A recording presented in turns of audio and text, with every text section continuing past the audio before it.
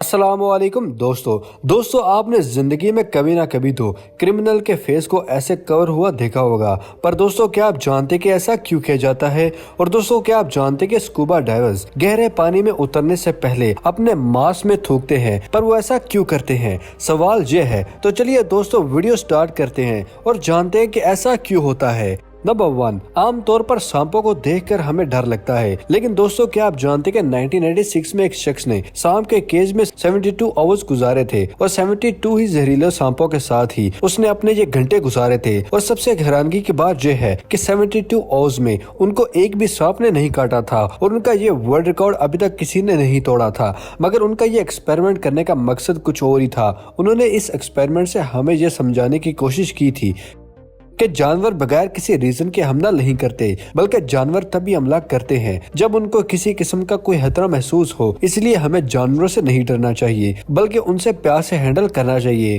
دوستو آپ اس کے بارے میں کیا سوچتے ہیں؟ ہمیں نیچے کمنٹ سیکشن میں ضرور بتائیے گا۔ نمبر 2، دوستو آپ نے اکثر یہ دیکھا ہوگا کہ پولیس جب کسی کرمنل کو پبلک میں یا میڈیا کے سامنے لاتے ہیں تو ہمیشہ ہی ان کا فیس کپڑے سے کور کر کے رکھا جاتا ہے۔ یہ ایسا اس لیے کرتے ہیں کیونکہ ممکن ہے کہ کرمنل آسانی سے پبلک میں پہچان لیا جائے اور باقی کوئی بھی یہ جرم نہ کر سکے، پھر ان کے فیسز کو کپڑے سے کور کیا جاتا ہے۔ تو دوستو کیا آپ جانتے کہ پولیس ایسا کیوں کرتے ہیں؟ اصل میں دوستو اکارڈنگ ٹو لا ہم کسی بھی انسان کو تب تک کرمنل نہیں کہہ سکتے جب تک عدالت اس کو قصوروار نہ قرار دے دے، یا جب کبھی کوئی بھی کرمنل ہوتا ہے تو اس کے جرم کی سزا میں پولیس کسی کو بھی پکڑتی ہے شک کی بنا پر، تب اس شخص کا فیس اس لیے کور کر دیا جاتا ہے کیونکہ ابھی تک کورٹ نے اسے کرمنل پروو نہیں کیا۔ کورٹ میں ٹرائل پیریڈ ہوگا، گواہ اور ثبوت پیش ہوں گے، اور تب کورٹ میں آدمی کرمنل پایا جاتا ہے، تب اس کا فیس ریویل کیا جاتا ہے، اور تب اس کا فیس پبلکلی سب کے سامنے آ جائے تو کوئی فرق نہیں پڑتا۔ لیکن جب تک کوئی مجرم نہ ثابت ہو تو اس کنڈیشن میں اس شخص کا فیس سب کو دکھانا وائلیشن مانا جاتا ہے،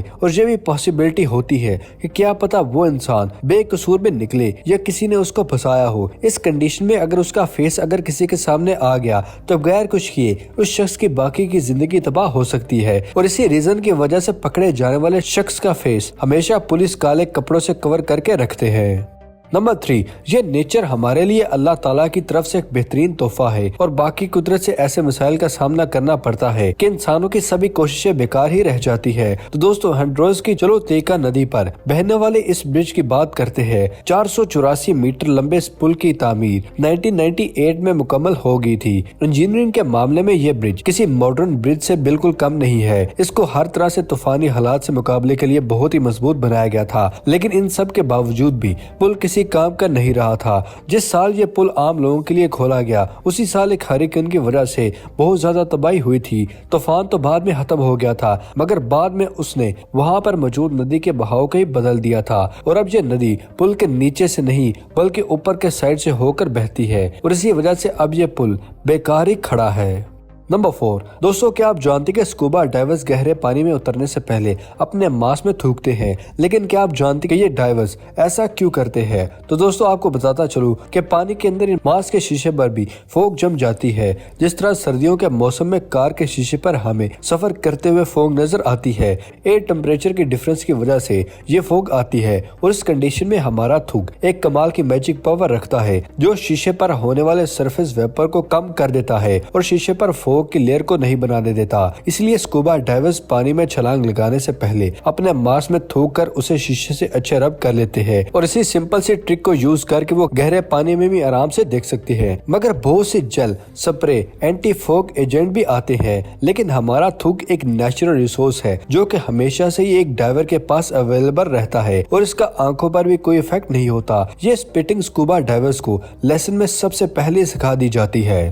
نمبر 5، دوستو سی پورٹس کو اردو زبان میں بندرگاہ کہا جاتا ہے، لیکن کیا آپ جانتے کہ جب ان پورٹس کا بندروں سے کوئی لینا دینا نہیں ہے تو پھر ان کو بندرگاہ کا نام کیوں دیا گیا ہے؟ تو دوستو آپ کو بتاتا چلوں کہ بندرگاہ اردو لینگویج کا لفظ نہیں ہے بلکہ فارسی زبان کا ورڈ ہے، اور بندر عربی زبان سے آیا ہے۔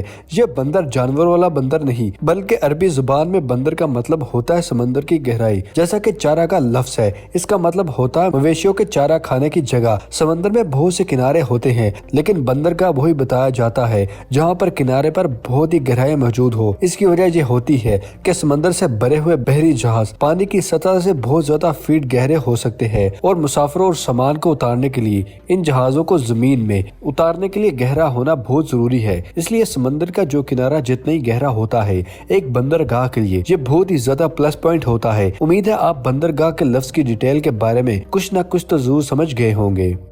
नंबर 6, दोस्तों क्या आपने कभी ये नोटिस किया है कि जब भी आप कभी किसी लंबी ड्राइव के बाद अपनी कार को खड़ा करते हैं तब कुछ सेकंड के लिए साइलेंसर से आवाज आती रहती है। अगर आपने कभी ये चीज नोटिस की है तो क्या आप जानते कि ऐसा क्यों होता है? असल में दोस्तों लंबी ड्राइव के दौरान कार का इंजन मुसलसल गैसेज और स्मोक को प्रोड्यूस कर रहा होता है और इंजन के मुसलसल काम करने पर हीट भी मुसलसल प्रोड्यूस होती रहती है, जिसकी वजह से जब भी हम गाड़ी को खड़ा करते हैं तो गाड़ी खड़े होने के कुछ सेकंड का वक्त लेते हैं। गाड़ी के एग्जॉस्ट सिस्टम और साइलेंसर से बाहर निकलने वाली हीट आती रहती है और गाड़ी कुछ मिनट खड़ी करने के बाद भी साइलेंसर और एग्जॉस्ट सिस्टम से आवाज आती है, तो ये पॉसिबिलिटी है कि आपके एग्जॉस्ट सिस्टम में एयर सिस्टम में कोई प्रॉब्लम हो सकती है। गाड़ी को चलाते हुए ये आवाज हवा की वजह से सुनाई देती है और जब हम गाड़ी को खड़ा करते हैं तब भी हमें ये आवाज सुनाई देती है।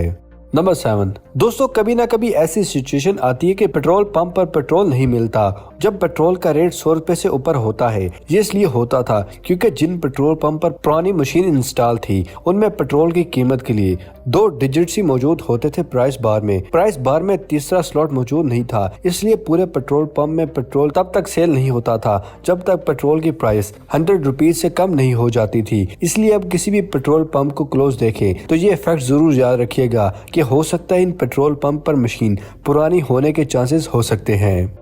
नंबर 8, दोस्तों क्या आपके साथ भी कभी ऐसा हुआ है कि आप अपने बॉस से छुट्टी मांगने के लिए छुट्टी मांगने गए हैं और वो बॉस आपको लीव देने के बजाय बहुत सा काम दे दिया हो? ये तो अक्सर किसी न किसी के साथ जरूर होता होगा, लेकिन दोस्तों आपको ये जानकर हैरानगी होगी कि दुनिया की सबसे बड़ी बड़ी कंपनीज नेटफ्लिक्स या ग्लास स्टोर के एम्प्लॉइज साल में जितनी मर्जी छुट्टियां ले सकते हैं और सबसे खास बात यह है कि इन छुट्टियों के लिए उनकी पे भी डिटेक्ट नहीं होती। ये सुनने में आपको बहुत अजीब लगा होगा मगर ये सच है। इसका मतलब ये नहीं है कि आप महीनों ही छुट्टी पर चले जाओ, लेकिन रिसर्च से ये पता चला है कि अपने टाइम को कंट्रोल करने पर वर्कर्स ज्यादातर खुश रहते हैं और कंपनी के लिए ज्यादा प्रोडक्टिव भी होते हैं। तो क्या आप भी तैयार हैं जॉब में पहले से ज्यादा खुश और प्रोडक्टिव होने के लिए? क्योंकि एक जॉब के लिए आपको खुश रहना और आपको प्रोडक्टिव होना बहुत ज्यादा जरूरी होता है।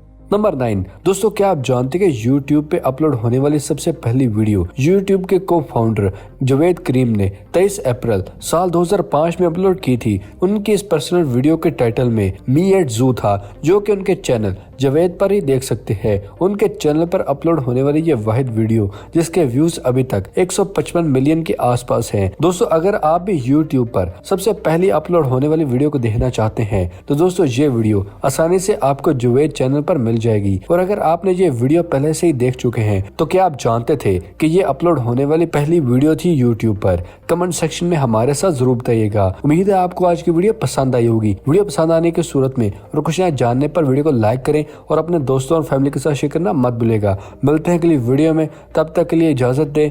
अपना ख्याल रखिएगा। शुक्रिया। अल्लाह हाफिज दोस्तों।